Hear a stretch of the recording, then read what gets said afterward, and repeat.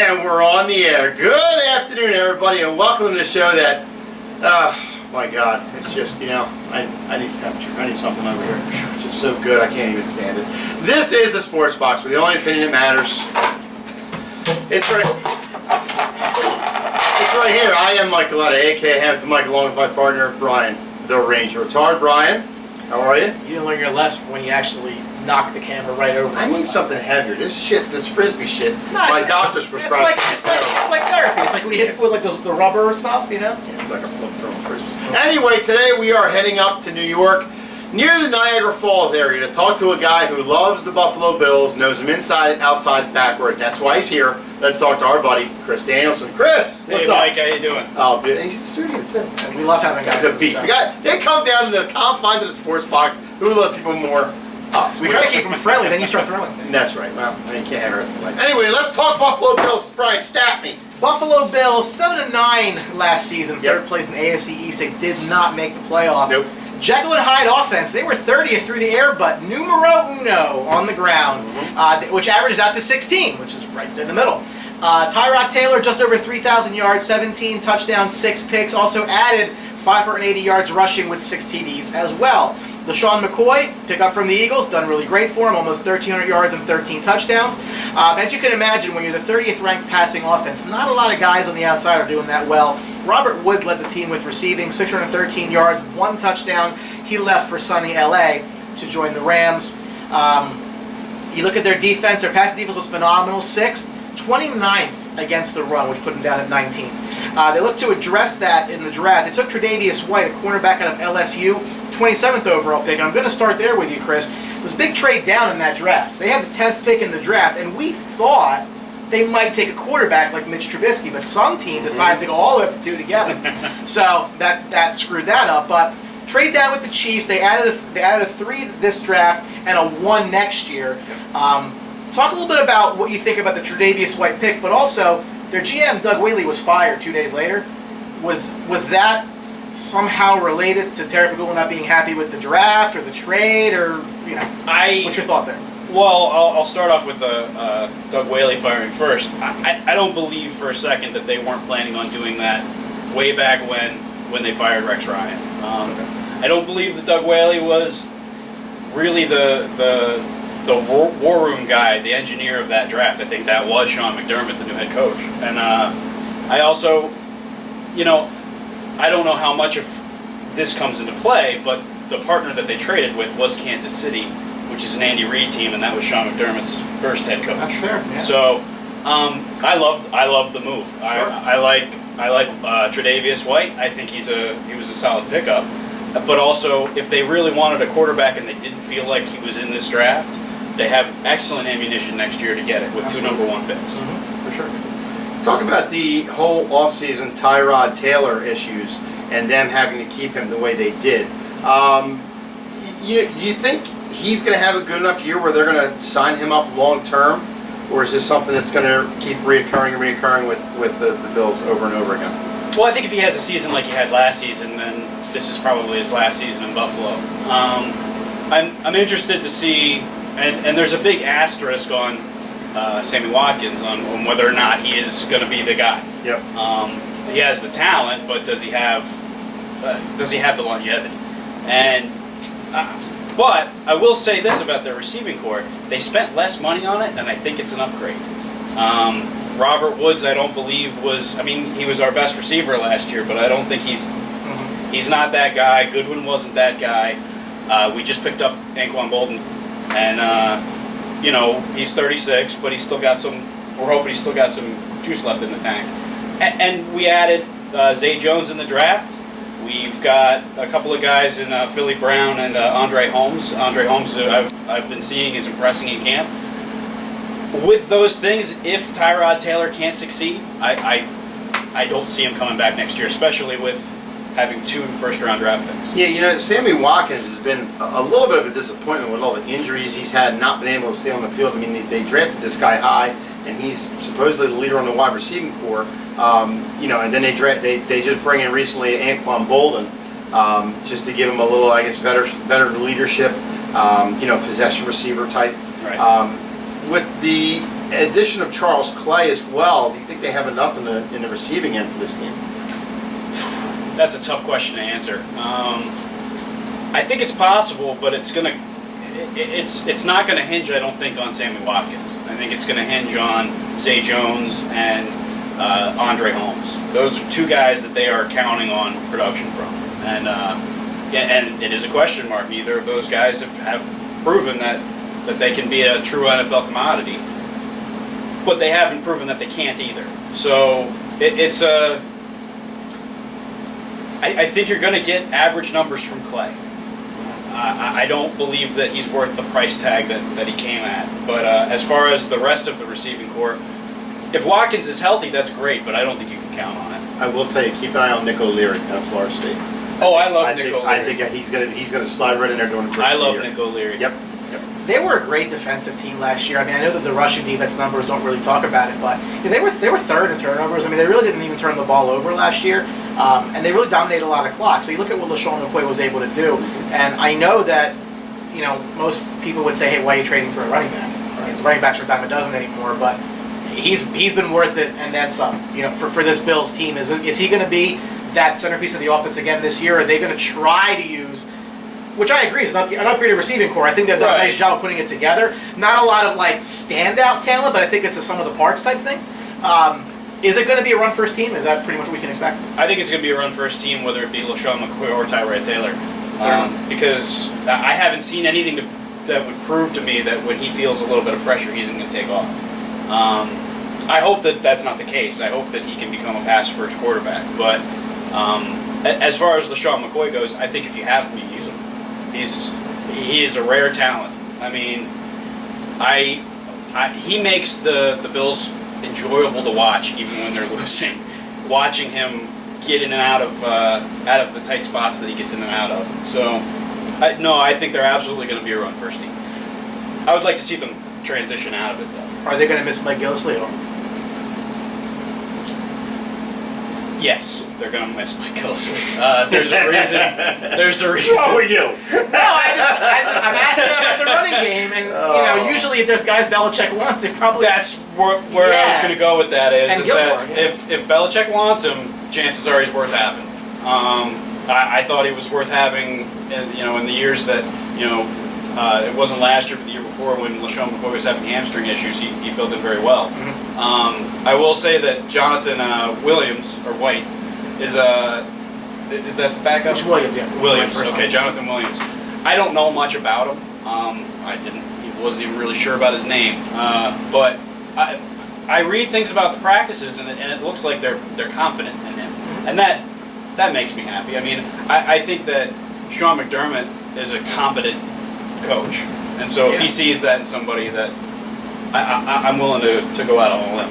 Talk about this defense for Buffalo. Like Brian said, they were 19th overall in the year last year. They kind of struggled even with names like Shaq Lawson, Lorenzo Alexander, and even Ronald Darby. But now they brought in Micah Hyde from Green Bay. They brought in Jordan Poyer from Cleveland, and like I said, they brought in Alexander from Oakland. Do you think Buffalo's done enough to kind of stabilize that defense Tre'Davious White, of course.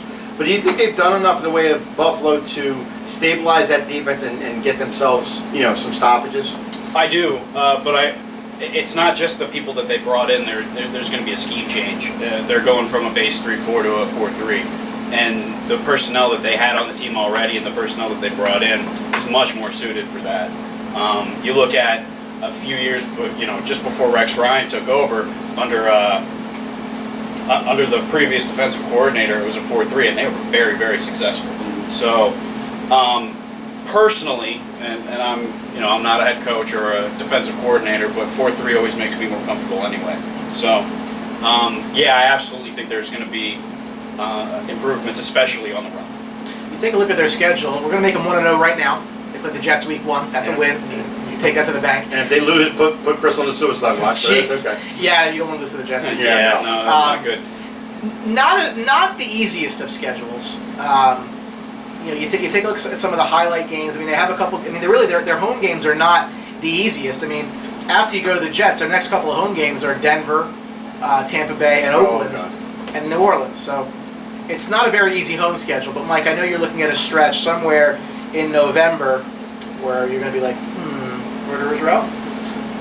Yeah, I was looking more after the bye week. I think that's like death waiting to happen. You know, they come off the Bucks, and that could be tragic right there. And then they got Oakland. I mean, that's going to be a tough game and stuff. But then they kind of ease back into it again. They play the Jets. They play New Orleans, which I think they could definitely beat New Orleans. And they go out west to play the Chargers, who are not going to be well equipped in LA to beat anybody.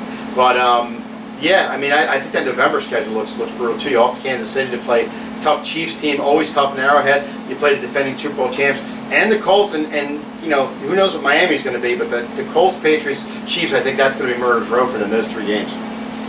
Well, I mean, I think that they have to be able to win in their division. Yep. And if they can't win in their division, then it doesn't matter what they do outside of their division. If they're not going to at least be able to split with the Patriots, they're going to have a tough time making the playoffs. And I for one, am not predicting the playoff drought ending this year. Okay. I'm more interested in seeing these games as a true rebuild, because I don't really see the Rex Ryan era as a true rebuild. But I think that the current ownership has faith in the McDermott era, and I want to see how that goes. And if we can't beat those teams, then we can't beat those teams. The schedule can be whatever it is, but we need to be at a certain, Buffalo needs to be at a certain caliber, and it's a little unrealistic to expect that this year. 4 of their last 5 games are divisional games against New England and Miami. I guess, from an opposing fan of the division, the New England game, they may not even need that game, frankly, on Christmas Eve. New England might have that already wrapped up. Right. But you have 2 of the last 3 against the Dolphins team, who recently added Jay Cutler as their quarterback. Are these games more winnable now, or less winnable? I think they're more winnable. He may be in a hospital by then. You might have I look at the 6th-ranked passing defense from a year ago, and I see Jay Cutler hitting guys in blue jerseys all over the field. All over the field. Yeah, that's true. That's true. Jay Cutler makes me feel very good about being a Bills fan. Especially there were a few comments I saw about him making about his cardiovascular health. Yeah. So you're the one who sent the flowers down to Miami. Yeah. And then signed Cutler, right? Yeah. That voodoo doll works. I would take Tyrod Taylor over Jay Cutler. I think most people would. So I'm going to put you on the spot. You said they're not a... Oh, you have a question? I just said I think the first 7 games of the year, you're going to see what kind of Buffalo team this is. I think they're going to beat the Jets. I think they can beat Carolina. I think they beat Denver. Believe it or not, they're 2-1. I think they lose to Atlanta. That'd be 2-2. They lose to Cincinnati, so they're 2-3 in the bye week. Then they get smoked by Tampa, unfortunately, coming out of the bye week, and then they play Oakland, so they're 3-3, or they're 3-4. So that's not too bad coming out of those games. I think if they can survive a 3-4 record coming out of those first 7, I think they set themselves up.